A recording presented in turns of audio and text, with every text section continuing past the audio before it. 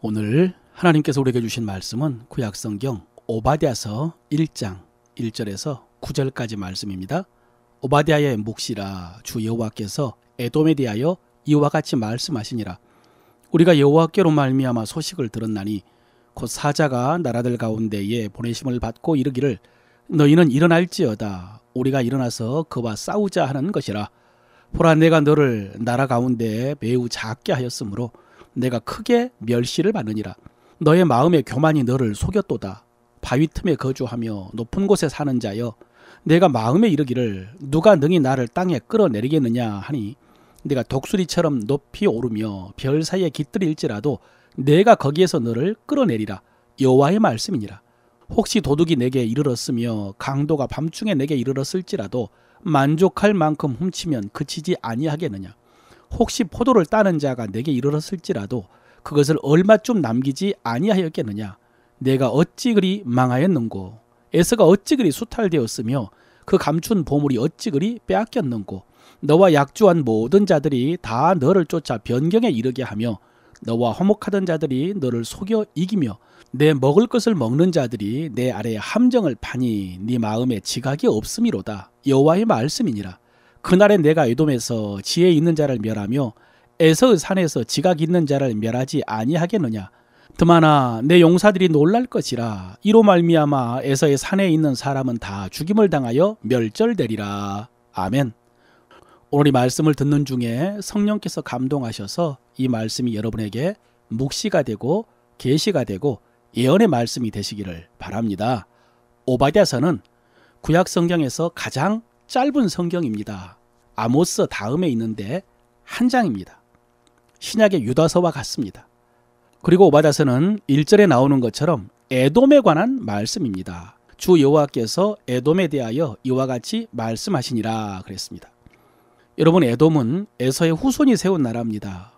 에서는 야곱의 쌍둥이 형이죠. 그래서 에돔은 이스라엘에게 형제 나라가 되는 것입니다. 하나님께서는 오늘 짧은 말씀을 통해서 에돔에 관한 심판을 예언하십니다. 내용은 하나님께서 여러 민족들을 보내셔서 에돔을 치게 하고 그래서 에돔을 작게 해서 크게 멸시를 받겠다 하는 내용입니다. 여러분, 여기에서 하나님께서 사자들을 여러 나라에 보내어 에돔을 치러 가게 하신다는 말씀이 나옵니다. 하나님께서 사자들을 여러 나라에 보내서 에돔을 치러 가게 하신다. 여러분, 나라가 나라를 치는 전쟁에는 여러 가지 이유와 원인과 목적이 있습니다. 이해관계죠. 그런데 그 이면에는 그것을 통해서 이루어지는 하나님의 뜻이 있습니다. 하나님 편에서의 목적과 하나님 편에서의 원인이 있습니다. 며칠 전에 열왕기서에서 아합이 심판을 받은 것처럼 전쟁은 아합의 죄악에 대한 하나님의 심판의 수단이었고요. 그리고 그 과정에서 거짓 영의 역사가 있는 것과 같습니다. 여러분, 전쟁은 오늘날에도 계속되고 있습니다. 지금도 우크라이나에서 이스라엘에서 큰 전쟁이 일어났고 우리나라도 엄밀하게 말하면 지금 휴전 중입니다. 그래서 전쟁에서 자유로울 수가 없습니다. 그래서 이 말씀에 귀를 기울여야 됩니다. 그런데 뉴스에서는 이런 말씀을 들려주지 않습니다. 사람들은 이런 사실을 알지를 못합니다. 그래서 우리는 성경 속에서 하나님의 말씀을 들어야 됩니다. 사랑하는 성도 여러분, 전쟁의 이면에 하나님의 사자가 활동을 하고 있습니다. 그리고 그 속에 하나님의 뜻이 있고 목적이 있습니다. 그러니 각 나라의 지도자들이 거짓 영에 사로잡힌 그 400명의 선지자의 목소리가 아니라 참 하나님의 말씀을 전하는 미가야의 목소리를 들을 수 있도록 기도해야 되고요.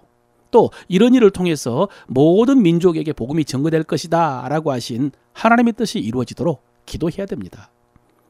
오늘 에돔이 여러 나라의 침략을 받아서 작게 되고 크게 멸시를 받게 된 원인은 크게 두 가지입니다. 그 중에 오늘 본문에서 말씀하신 원인은 교만입니다. 3절이죠. 너의 마음의 교만이 너를 속였도다. 예, 에돔은 교만 때문에 망한 것입니다. 그럼 에돔이 무엇 때문에 교만했느냐? 먼저는 지정학적인 위치 때문에 교만했습니다. 3절에 이어서 바위 틈에 거주하며 높은 곳에 사는 자여, 내가 마음에 이르기를 누가 능히 나를 땅에서 끌어내겠느냐 하니. 예, 여러분 실제로 에돔은 높은 곳에 위치했습니다. 바위로 이루어진 지역입니다. 오늘날 페트라가 에돔 땅입니다. 적들이 쳐들어오기가 어려운 지역입니다. 그러니까 난공불락이라고 그러잖아요. 공격하기가 어렵기 때문에 좀처럼 함락되지 않는 요새, 에돔이 그런 지역이었습니다. 그래서 그들이 누가 나를 땅에서 끌어내겠느냐라고 한 것입니다. 그런데 여러분, 하나님의 말씀을 들어보십시오. 4절입니다. 네가 독수리처럼 높이 오르며 별 사이에 깃들일지라도 내가 거기에서 너를 끌어내리라 라고 하셨습니다. 여러분, 그렇습니다. 사람이 아무리 높은 곳에 견고한 요새를 지어도 하나님이 끌어내시면 한순간에 무너집니다. 이 에돔에 대한 심판의 말씀이 에스겔서에도 나오고 예레미야 49장에도 나오는데 똑같습니다. 49장 16절에 보십시오. 바위 틈에 살며 산 꼭대기를 점령한 자여 스스로 두려운 자인 줄로 여김과 내 마음의 교만이 너를 속였도다. 네가 독수리같이 보금자리를 높은 데 지었을지라도 내가 그리로부터 너를 끌어내리라. 똑같지 않습니까? 독수리, 바위 틈, 산 꼭대기, 높은 곳. 그런데 그것 때문에 네가 교만했고 그 교만이 너를 속였다. 예, 스스로 착각한 것입니다. 안전하다고, 무너지지 않는다고. 사랑하는 성도 여러분, 이 말씀으로 여러분 자신을 한번 돌아보십시오. 지금 여러분이 안전하다고 생각하는 것이 무엇입니까? 견고할 것이라고, 무너지지 않을 것이라고, 지켜질 것이다 라고 생각하는 것이 무엇입니까? 무조건 그것이 무너질 것이다 라는 협박이 아닙니다. 지금 이 에돔의 몰락은 에돔의 죄악에 대한 심판입니다. 그런데 그 죄악의 원인이 교만이었다는 것입니다. 교만에서 시작했습니다.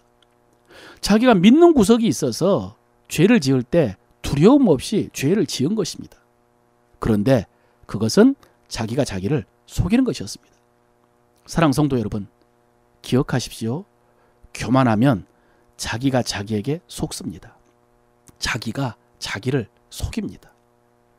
자기가 자기를 속이면 그 다음에는요, 다른 사람들에게 속게 되어 있습니다. 그렇게 분별력이 없어지는 것입니다. 7절에 보면은 너와 약조한 모든 자들이 다 너를 쫓아 변경에 이르게 하며 너와 화목하던 자들이 너를 속여 이기며 그랬습니다. 여러분, 대적과 원수에 대해서는 경계를 하고 준비를 하고 있지만은 너와 약조한 자들, 동맹을 맺고 화목한 사람들에게는 오히려 의지를 하고 내 연약함까지 다 보여주었을 텐데 그런 사람들이 배신을 하면 쫓겨날 수밖에 없습니다. 또 네 먹을 것을 먹는 자들이 네 아래에 함정을 파니 그랬습니다. 아랫사람들이죠. 혹은 내 은혜를 입었던 사람들이 배신을 하면, 함정을 파면 그야말로 속수무책입니다. 여러분, 이렇게 우리와 약조한 자, 화목한 자, 은혜를 입었던 자, 또 수하에 있던 자들에게 배신을 당해서 변방으로 쫓겨나고 가진 거 다 빼앗기면 얼마나 억울하겠습니까? 얼마나 원통하겠습니까? 그런데 하나님의 말씀은 네 마음에 지각이 없음이라 라고 하십니다. 다른 사람 원망하기 전에 네 마음에 지각이 없음을 탓하라는 것입니다. 왜 그것을 눈치채지 못했을까요? 교만 때문이라고요. 교만이 너를 속였도다. 사랑하는 성도 여러분, 다시 한번 말씀드립니다. 지금 여러분에게 여러분을 교만하게 할 만한 것이 있습니까? 뭔가 있어야 교만하겠죠. 여러분에게는 그것이 무엇입니까? 그것 때문에 여러분의 마음이 교만해졌습니까?